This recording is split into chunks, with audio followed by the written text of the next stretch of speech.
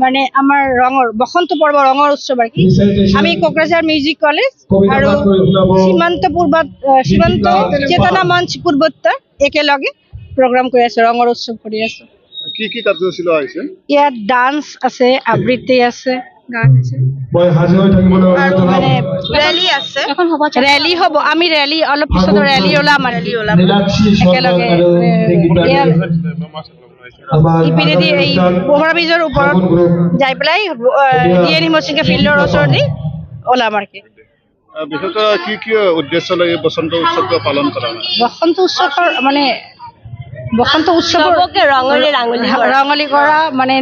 নতুনৰ এটা মানে বসন্তত কি হয় একদম চাব একদম নতুন গছৰ পুলিবিলাক ওলাই মানে একদম নতুনৰ এটা সন্দেশ লৈ আহে বসন্ত কাৰণে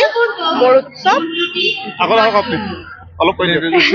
নতুন নতুন গছ পুলি এইবোৰ মানে নতুনকৈ আহে আৰু আমি ৰাঙলী কৰি দিওঁ আৰু পৰিৱেশটো পুৰা ৰঙেৰে আমি ভৰাই তোলো বসন্ত হ'ল এটা বিৰাট মানে ৰবীন্দ্ৰনাথ টেগৰে আমাৰ কৈছে কি বসন্ত উৎসৱ মানে নতুন মানে আমি মানে নিজকে কেনেকৈ নতুন কৰি তোলো নতুনকৈ তো সজা আৰু মানে কিমান সাজু নিজকে আৰু মানে ৰাঙিয়া একদম মানে পুৰা আকাশ যেনেকৈ কেতিয়াবা ৰঙেৰ মানে এটা বিশা ৰামধনুৰ নিচিনা এইকাৰণে মানে এইটো ৰবীন্দ্ৰনাথে কৈছে কি নৱবৰ্ষ যেনেকৈ আমাৰ নতুন বৰ্ষ ওলায় তেনেকৈ বসন্ত উৎসৱত নতুন এটা ৰঙেৰ উৎসৱ লৈ আমি নতুন বৰ্ষ ষ্টাৰ্ট কৰিছোঁ এনেকুৱাই এটা মানে বিচাৰি আমি ষ্টাৰ্ট কৰিছোঁ এইটো আৰু এইটো আমাৰ নেক্সট বছৰ আমি আৰু কৰিম আৰু